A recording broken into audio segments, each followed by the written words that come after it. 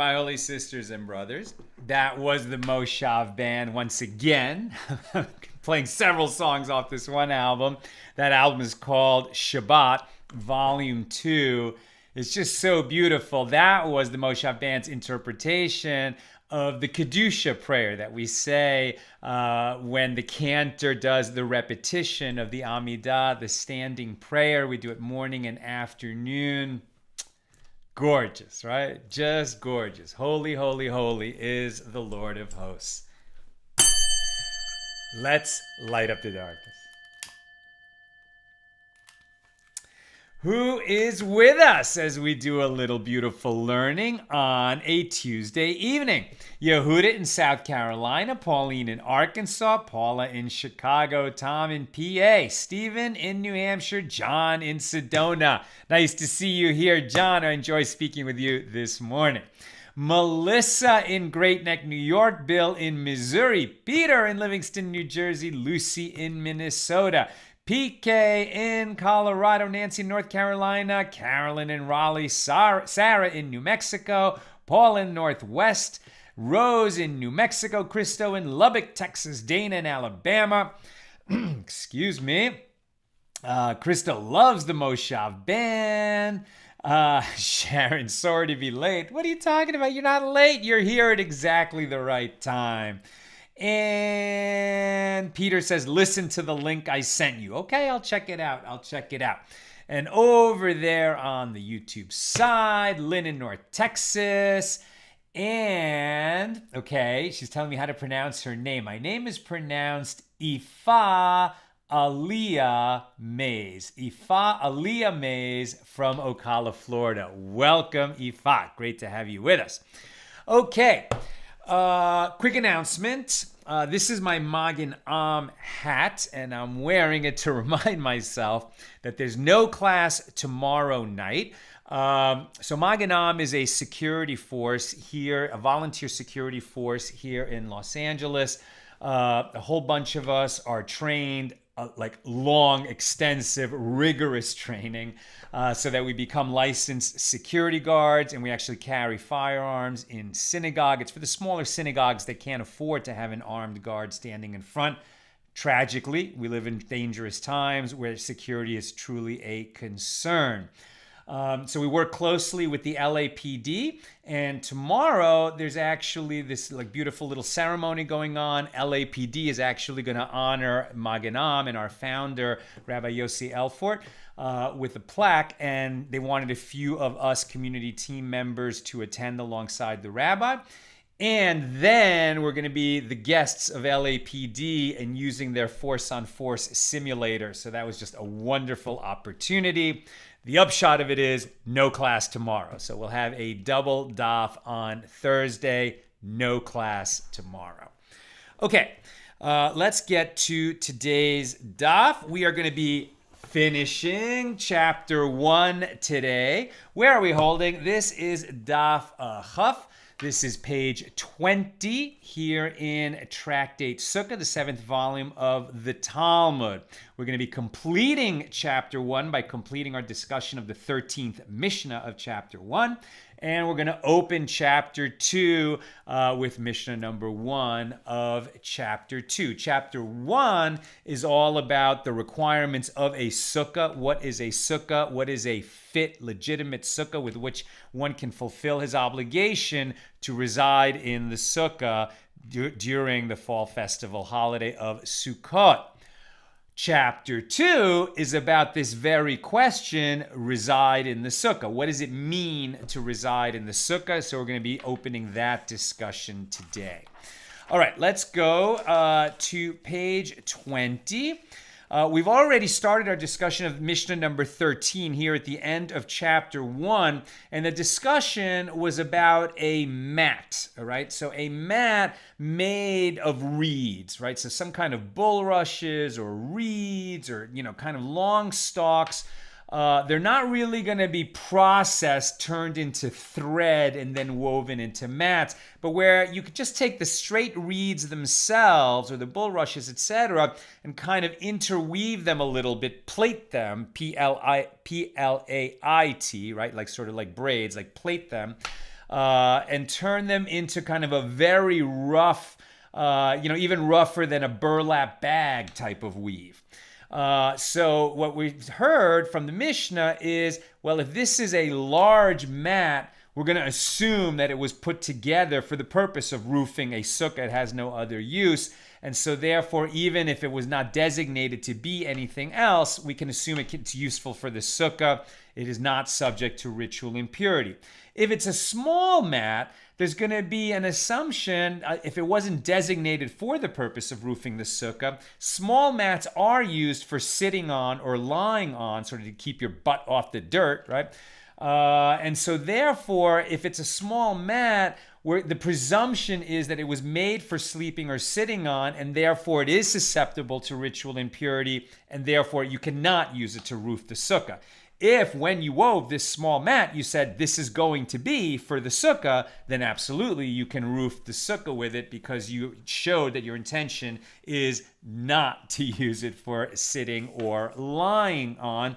And indeed, that is the halacha. I'm just going to read the halacha so we can skip down a little bit on page 20. A mat designed for the purpose of lying upon it is susceptible to ritual impurity, with the exception of certain very specific types of mats. A mat designed for roofing is not susceptible to ritual impurity.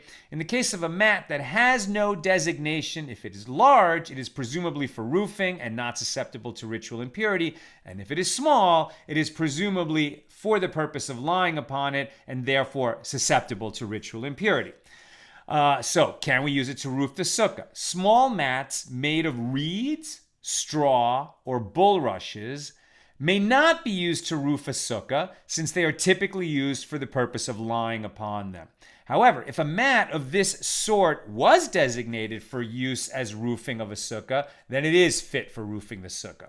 According to the commentator, the Rima, based on another commentator, the Rosh, that is the law in a place where most people in that place use a mat of that kind for roofing. If it is large, one may roof a sukkah with it, as roofing is its typical use. However, if it was designated for the purpose of lying upon it, it is unfit roofing. And the Rima understands this too as referring to a place where it is typically used for the purpose of lying upon it. This halacha is in accordance with the response of Rav Papa and the opinion of the unattributed Mishna in the dispute with Rabbi Eliezer. And I think you would say that about what we actually use to roof our sukkah. It is a bunch of bamboo slats, and they're held together by like holes are made down, in the sides of these little bamboo. Like just take a piece of bamboo about like that and cut it in half, right? And that's what is used as the bamboo slats of our sukkah roofing. And then they're held together by putting holes in them and then just running some kind of a reed or even a string through it just to hold them in place. So it's kind of a very, very rough mat. It's large because we want to cover at least half of our sukkah with one mat and then the other half of the sukkah with the other mat. So when you look at that thing, you're like, that's definitely not used for somebody to lie on it. It's used for sukkah roofing. There's no question about it.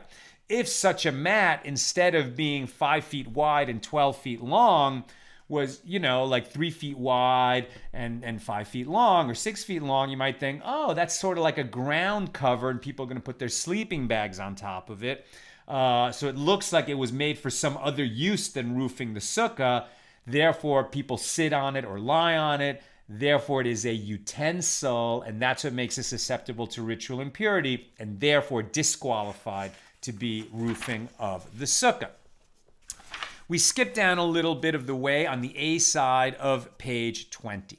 The sages taught in the Tosefta, in the case of a mat here called a machatzelet, which is woven of papyrus or bulrushes.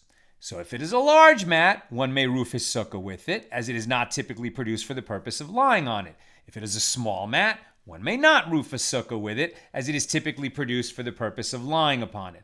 However, with regard to a mat produced of ordinary reeds or reeds specifically used for plaiting, Plaiting, if the mat is plaited with a large coarse weave, one may roof a sukkah with it, as it was certainly not produced for the purpose of lying upon it. And if it is woven with a small fine weave, One may not roof the sukkah with it, as typically mats of this sort are woven only for the purpose of lying upon them. And so what we're seeing here is that this mat, right, so far we just kind of generically said reeds or straw. Now the Gemara is getting a little bit more granular, a little bit more specific. Which particular kind of plant stalks was it made out of? And in which region was it made, right? In the area where this thing was made, do the people in that area use mats of this kind made from this plant, typically to sit on or lie on, or typically to roof their sukkah with it? And therefore, that assumption is going to go along with the mat. If it's typically used for roofing, so it's good for roofing. But if it's typically used for sitting, then it's not valid for roofing. Rabbi Yishmael, the son of Rabbi Yosef, said in the name of his father, both with this plaited mat and with that woven mat, one may roof a sukkah, as without a specific designation, otherwise they are not produced for the purpose of lying upon them, and therefore they are ritually pure, they're assumed to be for roofing, and they can be used for roofing. And likewise, Rabbi Dosa would say in accordance with this statement of Rabbi Yishmael, the son of Rabbi Yosef. We learned in a Mishna there, another Mishna, another spot, all types of chotzalot can become ritually impure with impurity imparted by a corpse. Now, we don't know what chotzalot are yet, but what we're hearing is that all these types of chotzalot, whatever they are, some kind of utensil or vessel, can become ritually impure with the impurity imparted by a corpse, right? How does a corpse is like the father of fathers of ritual impurity, right? A human corpse is the strongest transmitter of ritual impurity, such that a person who touches a human corpse becomes a primary source of ritual impurity. And since their legal status of these things, these chotzalot, their legal status is that of a vessel, they become a primary source of ritual impurity. This is the statement of Rabbi Dosa, now that we've brought Rabbi Dosa into this. And the rabbis say they become impure with the impurity imparted by treading. If a zav lies or sits on one of the chotzalot, what is a zav? A zav is a person who's experienced a certain kind of bodily emission of fluids. So that's going to be a lower level of ritual impurity than that imparted by a human corpse. But one of the ways in which a zav does transmit impurity is by sitting on something. So these things are going to receive impurity from the zav. And the Gemara asks, impurity imparted by treading, walking on, sitting on, yes. Impurity imparted by a corpse, no. Where the sage is saying that, no, the zav imparts impurity onto these things, these vessels, these chotzalot, but a corpse, no. But the corpse is the strongest source of impurity. If something else can transmit impurity to these vessels, certainly a corpse could, right? But didn't we learn in a Mishnah, any item that becomes ritually impure with impurity imparted by treading also becomes ritually impure with other types of impurity, including the impurity imparted by a corpse. Although the reverse is not necessarily so. It's possible that something can become impure by touching a corpse, but won't become impure by touching anything else. And the opinion of the rabbis, therefore, the opinion of the rabbis is difficult. And the Gemara explains, emend the Mishnah and say, they become, these chotzalot vessels, they become ritually impure, even with the impurity imparted by treading. Right? So certainly they become impure by touching a corpse, and even the impurity imparted by treading. These mats are not merely nondescript vessels, which become primary sources of ritual impurity through exposure to a corpse. They are actually vessels designated for sitting and for lying upon them, and therefore they also become primary sources of ritual impurity if a zav sits or lies upon them. So the Gemara asks about the term used in the Mishnah. What is the meaning of chotzalot? Now that we're talking about these vessels, what are they? So Rav Avdimi bar Hamduri said, they are marzovele. Okay, another term we don't know what it means. And the Gemara is unfamiliar with the term and asks, what is the meaning of marzovele? And Rabbi Abba said, they are called mizable in Babylonian. The third term that the Gemara is unsure what it means. And what are they? They are leather sacks used by shepherds to feed their animals. Shepherds place them under their heads when lying down. And Rabbi Shimon ben Lakish says, well, that's not what chotzalot are. Chotzalot are actually a different term for mats, right? The mats that we've been talking about that can be woven fine or very coarse, made with straw, bulrushes, etc. And the Gemara notes, and Reish Lakish follows his line of reasoning stated elsewhere. As Reish Lakish said, I am the atonement for Rabbi Hiyya and his sons, as initially when some of the Torah laws were forgotten from the Jewish people in Eretz Yisrael, Ezra ascended. Now, Reish Lakish is explaining why he is so devoted to Rabbi Hiyya.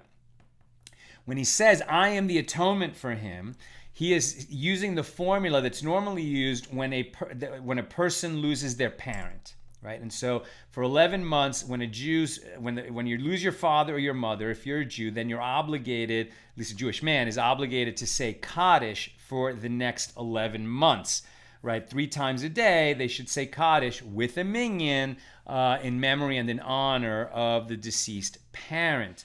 And while you're going through that period of mourning for your deceased parent, you say, I am the atonement for that person. Meaning, I can make an atonement in this world. They can't, because their soul has moved on to the world of souls. So they can no longer make teshuvah in this world. They can no longer atone for their sins. They can't pray. They can't do mitzvahs. They're not here anymore. But by reciting these prayers in that person's name, I can make an atonement for them, and I can help them in their journey of the soul in the next world. Reish Lakish was not the son of Rabbi Hiyya, but he was a very, very devoted student of Rabbi Hiyya. And we're going to learn a little bit more about Rabbi Hiyya in one moment. But here the Gemara is explaining that Reish Lakish said, I'm the atonement for Rabbi Hiyya and his sons, as initially, when some of the Torah laws were forgotten from the Jewish people in the land of Israel, meaning during the first temple period, and then the Jews came back after the Babylonian exile, and Ezra ascended from Babylonia and reestablished those forgotten laws. And then parts of the Torah were again forgotten in the land of Israel, and Hillel, the great sage Hillel, ascended from Babylonia. We actually covered this, I don't remember what page it was on, but they forgot a law. They forgot several laws about Yom Kippur, and no one was sure what to do until Hillel, who at that time was a young but incredibly brilliant scholar, and he brought that understanding of the law back to the sages. And when parts of the Torah were again forgotten in the land of Israel, it was Rabbi Hiyya and his sons who ascended and reestablished those forgotten sections. So this expression of deference toward Rabbi Hiyya, when Reish Lakish says, I am his atonement, introduces a law that Reish Lakish is citing in the name of Rabbi Hiyya. And so said Rabbi Hiyya and his sons, Rabbi Dosa and the rabbis did not disagree concerning the soft mats of Usha, what kind of mats we're talking about, and whether or not they can be used as roofing of a sukkah. But before we go on to that, let me tell you a little bit about Rabbi Hiyya. So Rabbi Hiyya ben Abba, his full name was Rabbi Hiyya ben Abba, the son of Abba, from the city of Kafri in Babylonia. He was among the last of the Tanaim, meaning he was among the last of the sages of the Mishna. Right, the next generation would be the Amoraim, the rabbis of the Gemara, the rabbis of the Talmud commentary on the Mishnah. Excuse me. Rabbi Hiyya descended from a family of distinguished lineage that traced its ancestry back to King David and produced many prominent sages. While he was still in Babylonia, Rabbi Hiyya was considered a Torah luminary. When he came to Eretz Yisrael, to the land of Israel, he became a disciple and a colleague of Rabbi Yehuda Hanassi. He was the redactor, the editor of the Mishnah. And with whom Rabbi Hiyya had a very close relationship. He was also especially close to Rabbi Shimon, the son of Rabbi Yehuda Hanassi. So he was close to Rebbi, Rabbi Yehuda Hanassi, and to his son, Rabbi Shimon. who also was Rabbi Hiyya's business partner. Rabbi Hiyya was among the prominent Torah scholars in his generation and was the right-hand man of his nephew, Rav, right? Rav, the great sage Rav, who, although he was known as the rabbi of all Israel, received certain traditions from Rabbi Hiyya. In addition to his prominence as a Torah scholar, Rabbi Hiyya was outstanding in his piety, as reflected in several anecdotes throughout the Talmud. His most significant project was the redaction that he did with his disciple/colleague Rabbi Oshaya of an anthology of external Mishnayos to complement the Mishna. And their anthology was considered to be most authoritative, to the point that it was said that any Baraisa that was not reviewed by them, Rabbi Hiyya and Rabbi Oshaya, is unfit to enter the study hall. Some believe that he edited the Tosefta. Apparently, upon his arrival in Eretz Yisrael, he received financial support from the house of the Nasi, Rabbi Yehuda HaNasi. However, his primary livelihood was from international trade, primarily of silk. He had twin daughters, Pazi and Tavi, who were the matriarchs of distinguished families of Torah scholars. He also had twin sons, Yehuda, son-in-law of Rabbi Yanai, and Hizkiah. Both were among the leading Torah scholars in the transitional generation between Tanaim and Amoraim, and they apparently replaced him at the head of his private yeshiva in the city of his residence, Tiberias. All of the students of Rabbi Yehuda HaNasi were his friends, and he was close with the Tana, Rabbi Shimon ben Halafta. The younger students of Rabbi Yehuda HaNasi, who were Rabbi Hanina, Rabbi Oshaya, Rabbi Yana, and others, studied Torah from Rabbi Hiyya and were, to a certain degree, his students as well. So that's the great Rabbi Hiyya. That's who we're talking about. And what did Rabbi Hiyya say? He said that Rabbi Dosa and the rabbis did not disagree concerning the soft mats of Usha, that they can become ritually impure, even with impurity imparted by treading, meaning impurity of Azav, and those mats are produced for the purpose of lying upon them. And they also agreed concerning the coarse mats of Tiberias, that they are ritually pure, as these are produced exclusively for use in partitions and for roofing. So, concerning what mats do they disagree? It is concerning the mats produced in the rest of the places. One sage, i.e. the rabbis, holds, since there is no one who sits on these mats regularly, they are comparable to the mats of Tiberias, and therefore they are pure and can be used for roofing the sukkah. And the other sage, Rabbi Hiyya, holds that since it happens, and one does sit on them from time to time, therefore they are comparable to the mats of Usha, and they are vessels, they are utensils, they are susceptible to ritual impurity, and they should not be used to roof the sukkah. We skip down a little bit later. Granted, according to the one who said that chotzalot are actual mats as opposed to animal hides, then the mats of papyrus and bulrushes are fit to be used as covers for vats of ale. So maybe they can't be used for sitting on, but they could be used as covers for vats of ale, while those of sackcloth, i.e. goat hair and horsehair, may be used for screens or sifters. However, according to the one who said that chotzalot are sacks called marzovelai, what is the basis of their dispute? Granted, sacks that are made of sackcloth and of horsehair are fit to be used as small baskets and sacks, but what are mats of papyrus or of bulrushes fit for? Why are they susceptible to ritual impurity? And the Gemara answers they are fit to be used as a fruit basket. Therefore, they can contract ritual impurity, and you can't use them on the sukkah. And it is taught in a baraisa that Rabbi Hananiah said, when I descended to the exile of Babylonia, I found one elder who said to me, one may roof the sukkah with a mat.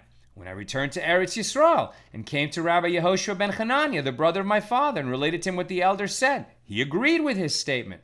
Rabbi Chisda said that applies only to a mat that does not have an upturned edge and is not fit for any use other than for roofing. And Ula said these mats of the residents of Mechoza, if not for their wall, meaning that upturned edge of the mat, one would be permitted to roof a sukkah with them. That opinion is also taught in a baraisa. One may roof the sukkah with a mat, and if they have a wall, one may not roof a sukkah with them because the upturned edge renders it a receptacle susceptible to ritual impurity. That concludes chapter 1 of our tractate. And just, a passing thought, You know, like you go to the beach sometimes and people have those woven reed mats that they lie on. They used it to lie on that instead of lying on the sand. Can you roof your sukkah with that? No. It's just reeds put together, kind of grasses woven together, and sometimes in a very loose weave. But what's their purpose? For people to lie on them. Therefore, they're susceptible to ritual impurity, and you can't throw them on top of your sukkah as roofing for the sukkah. Okay, now we open chapter 2, and I'm actually just about done, so if you have questions or comments, get them in there. We're going to be opening chapter 2 here of Tractate Sukkah, and now we're going to be focusing on the question, what does it mean to reside in the sukkah? We're commanded to reside in the sukkah during the festival of Sukkot. So what does it actually mean to reside in the sukkah? So far, we've kind of mentioned in passing, reside means sleeping in the sukkah and eating in the sukkah. But now we're going to get a little bit more specific about these rules. Mishnah number 1 on the B side of page 20. One who sleeps beneath the bed in the sukkah did not fulfill his obligation because the bed constitutes a tent that serves as a barrier between him and the roofing of the sukkah. We've seen this Mishnah before. It came up in our discussion during chapter 1, and we saw that for sure a 4-poster bed with a canopy above the bed. Right now there's an interposition. You're sleeping in the tent that's made by that canopy above your bed, not under the schach, the roofing of the sukkah. We saw that if it was an absolute A-frame canopy, so that would be okay. That's not a tent because it has no roof. It meets at the top. But if there was one handbreadth of horizontal at the top of your canopy, then it is like a tent and you can't sleep under that inside your sukkah. So what about sleeping under the bed? Right? And so what we saw was, well, the bed is definitely a solid thing. It's definitely more than one handbreadth wide. So you should not be able to sleep under your bed in the sukkah. If for some reason you like to sleep under the bed. But as we'll see, if the height of the bed is less than 10 handbreadths above whatever surface you're sleeping on beneath that bed, right? If the bed itself that you're sleeping under it is less than 10 handbreadths above you, so then that's not a significant space underneath the bed. It doesn't count as a tent, and therefore the thing that you're sleeping under, even though you're under the bed, is really the roofing of the sukkah. You're not in some kind of a tent within the sukkah, as long as when you're under your bed, it's less than 10 handbreadths above you.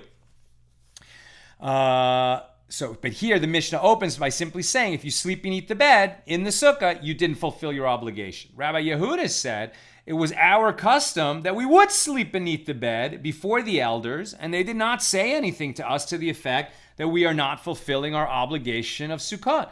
Apparently, the legal status of the bed is not like that of a tent, and it does not prevent fulfillment of the mitzvah, at least according to those elders who witnessed Rabbi Yehuda when he was a kid sleeping under the bed inside the sukkah.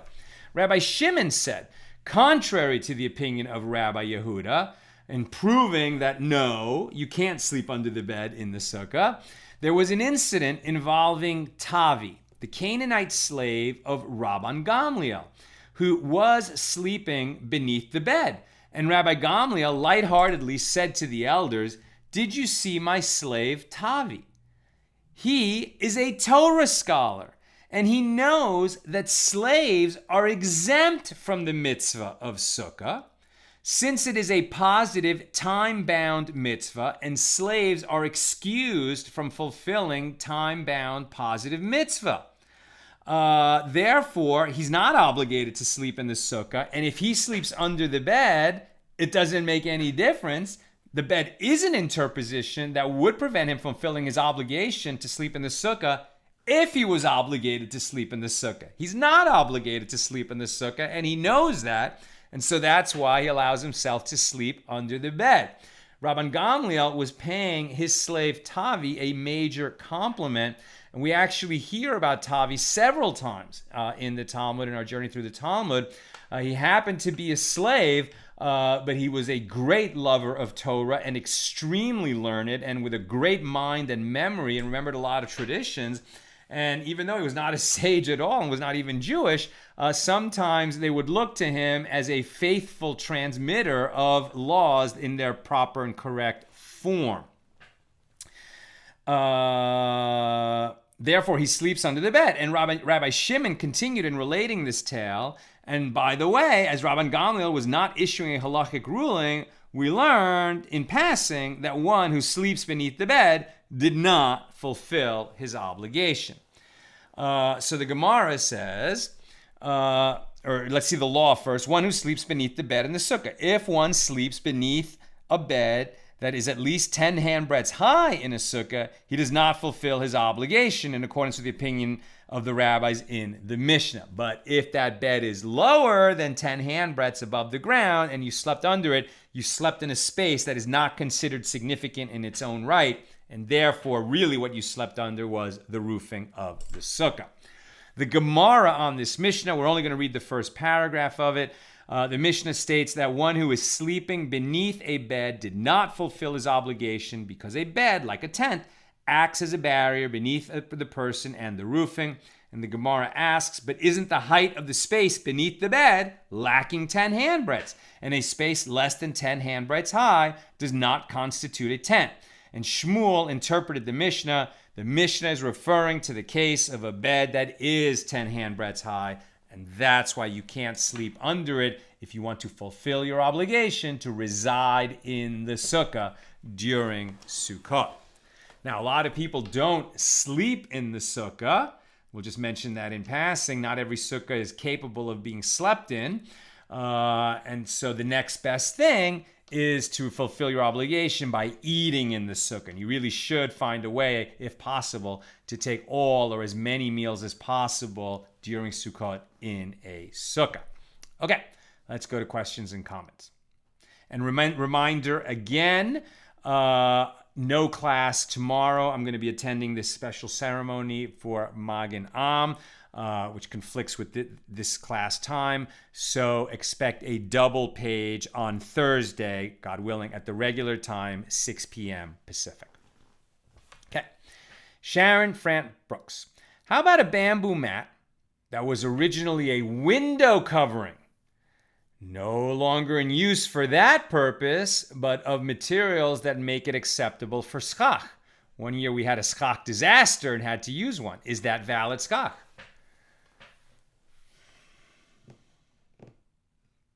What a good question. I'm not sure.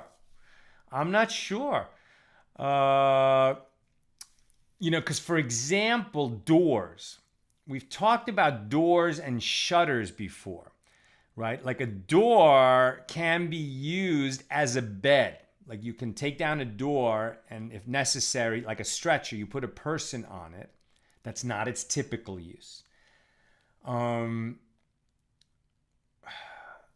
a house become tameh? Can parts of a house become tameh? Is a shutter considered a utensil? I mean, it definitely has a use.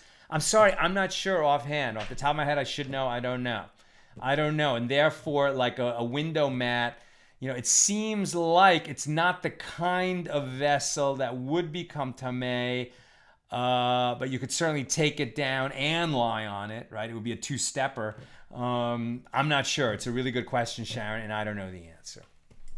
Tom, designation by action or use, designation after the fact. Like certainly, right, if you took down a screen, some kind of a mat that was used as a screen on a window, you put on the ground and lay on it or sat on it. Okay, well now by action, you designated it as something that could be laid on, and then for sure, you couldn't use it as roofing of the sukkah. Whereas the same object, if you had created it to be roofing, would be fit for roofing. Maybe this mat, used as a screen on a window, is sort of like undesignated with respect to, sitting and lying on it. I'm just not sure if the use of a screen on a window renders something susceptible to tuma or not. I just don't know. And Sharon, I guess says, that's what I was wondering. If you got a beach mat, but with the intention and sole use as schach, is it still not valid? I would say no. I would say that the beach mat remains not valid, even though you bought it intending to put it on top of your sukkah. When it was created by its manufacturers with the definitely intention in mind that the vast majority of people who use it would be lying on it, right? And so we saw already that in areas where certain kinds of mats are typically used to, for sitting on, then even though when you picked up that mat, you intended to use it for your schach, it's already got that implicit designation for sitting and lying on. So even though, let's say, it was created by a non-Jew, there never was a designation vis-a-vis a sukkah. The fact is, when that mat was created, it was created with people sitting on it in mind by its creators. So I think it's just going to remain not fit for use as schach on a sukkah. Okay, that's what I've got for us today. With God's help, we'll be together again on Thursday at 6 p.m. Pacific, the regular time. No class tomorrow. Have a wonderful evening, my pals.